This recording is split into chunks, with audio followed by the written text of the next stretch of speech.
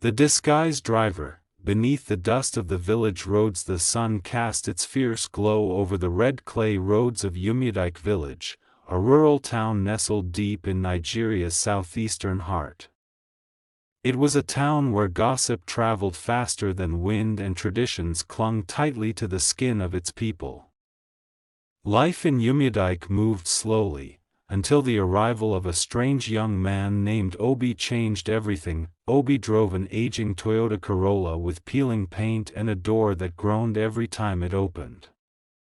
He looked like any ordinary village boy: sandals, worn trousers, and a sun-faded polo shirt. But beneath the surface, Obi was no common man. His real name was Obinna Arins, heir to Arins Motors, a transportation empire worth billions. After returning from his studies abroad, Obinna had become disillusioned by the artificiality of wealth. Everyone he met wanted something from him: money, connections, or prestige. Even his father's closest associates couldn't be trusted. Tired of the pretense, Obinna had made a radical decision. He would go to a rural town, live as a poor man, and see if anyone could love him for who he truly was, not for the fortune behind his name. He had picked Unyielding randomly, following a friend's suggestion. He introduced himself as Obi, a young driver looking for work. And that's how he came to drive for Madame Ifeoma. Madame Ifeoma was a widow known for her fiery tongue and generous heart. She ran a crumbling local restaurant that barely brought in enough to feed her daughter, Kayamika. Despite her struggles, Ifeoma refused to beg or bend her morals. She needed a driver to help her daughter get to the market in the city and fetch supplies. That's how Obi became part of their lives. Kayamika was unlike any woman Obinna had met. She was stunning, but not the kind that knew it. She wore simple dresses and carried herself with dignity. Her laugh was unfiltered, her tongue sharp, and her hands calloused from years of hard work. She didn't flirt with Obi. She didn't treat him like a servant either. She treated him like a person. Days turned into weeks. Morning rides to the city market became moments of connection. They talked about everything: Nigerian politics, village gossip, dreams that felt too big for their world. Obi shared made-up stories of his poor upbringing, while Kayamika confessed her dream of becoming a schoolteacher. He listened, captivated, feeling something he hadn't felt in years: peace. But village life wasn't without its shadows. Chinedu, a local thug with ties to a powerful politician, had his eyes on Kayamika. He wanted to marry her, not for love, but as a trophy. When she rejected him, he grew aggressive. He began showing up at the restaurant uninvited, issuing veiled threats, and boasting about his connections. One afternoon, after dropping Kayamika at the market, Obi returned to find her in tears. Chinedu had cornered her near the stalls, grabbing her wrist and whispering vile things into her ear. Obi's blood boiled. That evening, he drove to Chinedu's compound and warned him to stay away. The confrontation turned violent, but Obi held his own. The next morning, rumors flew across the village. Obi the driver beat up Chinedu. Some villagers laughed, others whispered that Obi would be arrested or worse. Madame Ifeoma was furious. "You want to bring trouble to my home," she yelled, but Kayamika said nothing. She simply looked at Obi with searching eyes. "Who are you really?" she finally asked. Obi didn't answer. Not yet. That night, he sat alone in his room, staring at the ceiling fan creaking above. His heart battled itself. He had come here to escape the lies of wealth, but now he was buried in another lie, his identity. Was it fair to keep pretending? Was love worth it if it started with a lie? The chapter ends with Kayamika walking up to Obi's door. She knocks once. When he opens it, her eyes are filled with uncertainty. "Tell me the truth, Obi," she says softly. "Because I think I'm falling in love with you." The truth beneath the steering wheel. Obi didn't sleep that night. After Kayamika left his doorstep, he sat on the narrow mattress for hours, shoulders hunched, palms gripping his knees.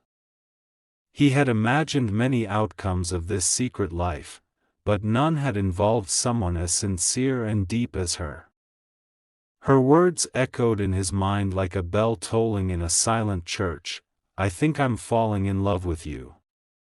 By dawn, he knew what he had to do. He met her by the market gate, as he always did.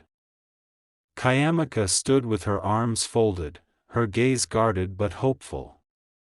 "Well?" she asked. He took a deep breath. "My real name is Obinna Arins. My father owns Arins Motors, the biggest transportation company in West Africa." She blinked. Then again. Her mouth opened, then closed. Her legs swayed slightly, as if trying to choose between fleeing or falling. He told her everything, why he came to unyielding, what he was searching for, and how he hadn't expected to find someone like her. Her eyes grew stormy. "So this whole time, it was a game?" "No. I needed to find someone real.